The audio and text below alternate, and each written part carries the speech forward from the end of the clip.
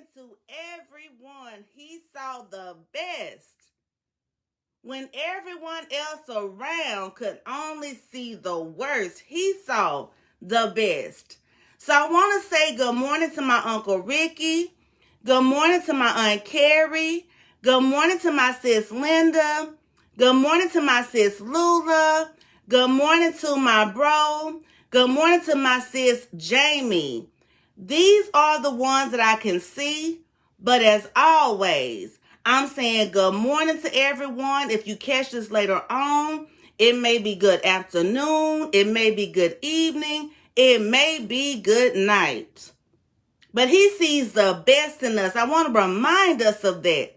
No matter what we did, no matter what others may say or think, he sees the best in us. So do not be discouraged. Do not be dismayed. We have all made mistakes and sometimes continue to make mistakes, but we go to him and he can clean us up.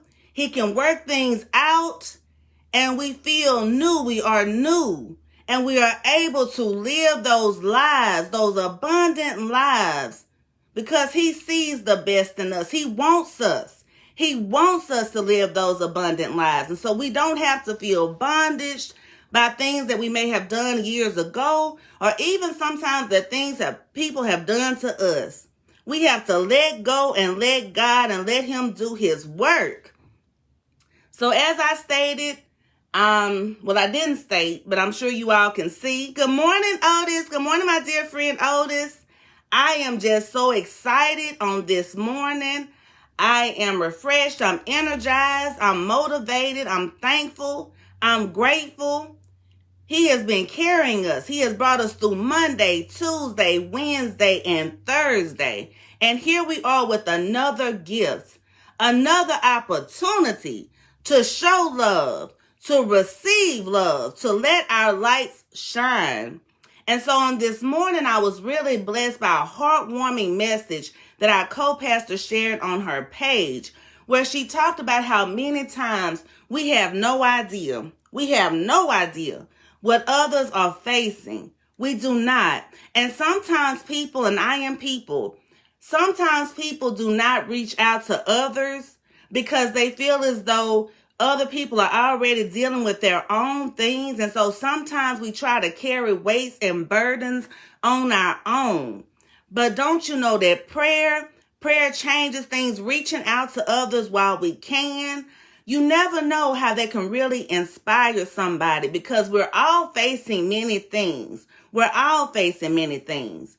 But sometimes, as I stated before, just that call or just that text to check in with somebody to see how they are doing, to let them know that you have crossed their mind, can really encourage and inspire them so much. So I'm just encouraging each and every one of us, as much as we can, to reach out.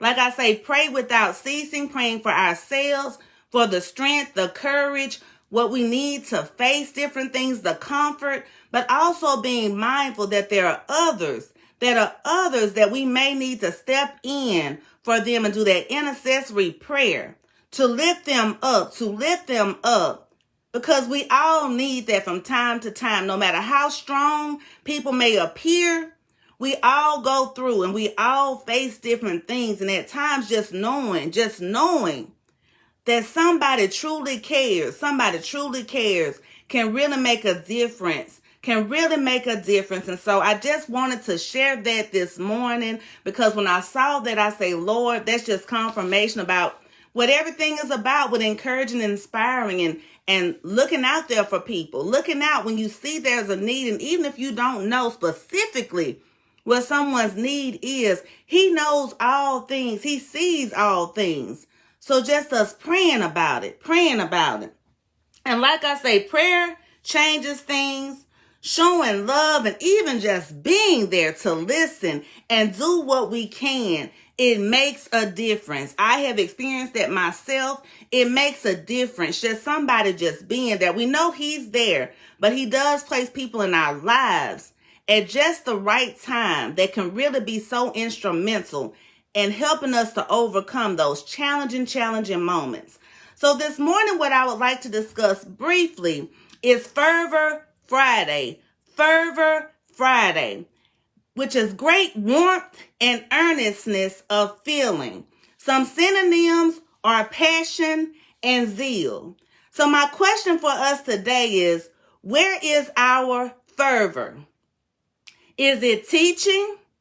Is it serving? Is it negotiating? Is it networking? Is it speaking? Is it leading? Is it creating?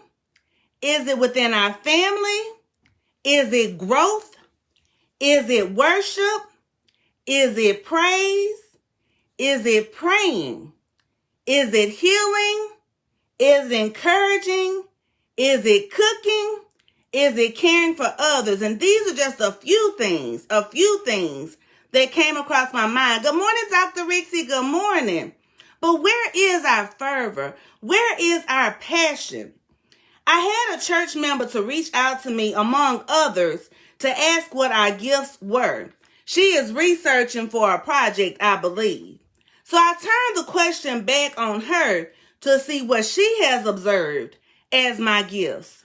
She said, well, I was thinking about it. She said, I think teaching, serving, giving, and encouraging, she said, are some that she had observed.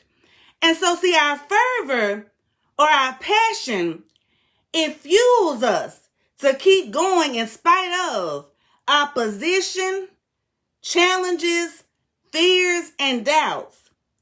Even when we are serving at our fullest capacities, we will meet opposition, as my dear friend Otis so eloquently shared this morning. But I am encouraging each of us to continue to press forward. Our assignments are unique, but when we bring them together for His work, it allows expansion and growth. You all know how I'm always talking about supporting and encouraging and reaching out. So what are those things that we are passionate about? What are those things that He has gifted us with that we can begin to really walk in? We seek Him for guidance. And how would you have me? How would you have me to carry out this particular assignment?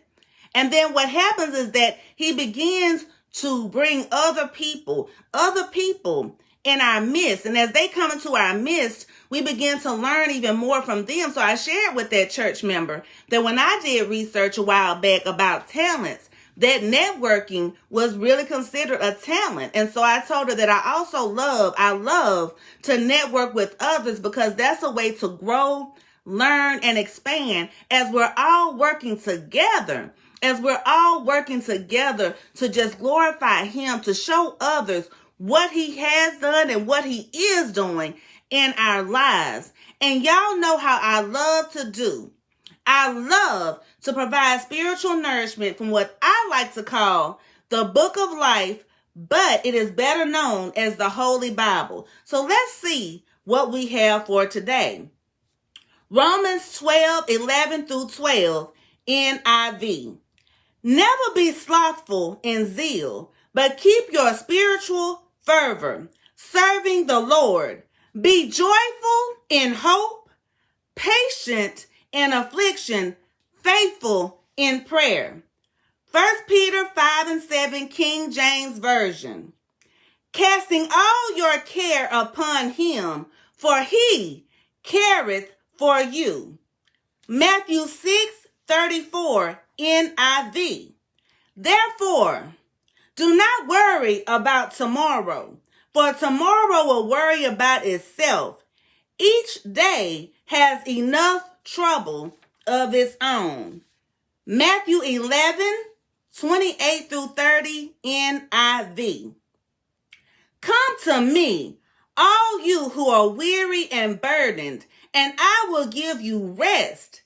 Take my yoke upon you and learn from me, for I am gentle and humble in heart, and you will find rest for your souls. For my yoke is easy and my burden is light. Good morning, Miss Donna Joe. Good morning. So as we recap for today, what are we talking about? Fervor, great warmth and earnestness of feeling. Some of the synonyms were passion and zeal. What are we passionate about? What are we passionate about? What are those things that he has gifted us with? What are those things that when we do them, we just know, yes, I am serving a greater purpose that's even bigger than me. And we have to give him the glory because we know that we're not doing all of this on our own. We know that he is walking with us. He is leading us. He is guiding us. He is directing and ordering our steps. So what are we passionate about? What assignments has he been speaking to us about? What has he been telling us to do? But we may kind of fear how we're going to get it all done. But I want to remind us today. I want to remind us that there is nothing too great for our God. And if he is instructing us to do it, he is already equipping us. He's prepping us. He's getting us ready. Everything that we face, every challenge or opposition has a message and a lesson that we can learn from it and grow. And then, like I say, bless somebody else. Share it with others. Reach out to others. Pray without ceasing. Praying for ourselves, for him to work on our thoughts, our heart. Praying for others. Praying for others for their comfort, for their joy, for their strength, for their direction and guidance through him. Because he has work for all of us. And every day I'm encouraged when he wakes me up that it's another day to continue to work, continue to press forward, continue to spread the good news to others because he is miraculous. He is marvelous. He is still in control. So as I always say, let's not get dismayed by what we see, by what the enemy may be trying to speak to us, because God is still in control. And y'all already know I'm not coming with anything but positive vibes, love, joy, increase in faith, a sense of hope, Fervor Friday, Fervor Friday, Fervor Friday. He sees the best in us. And peace.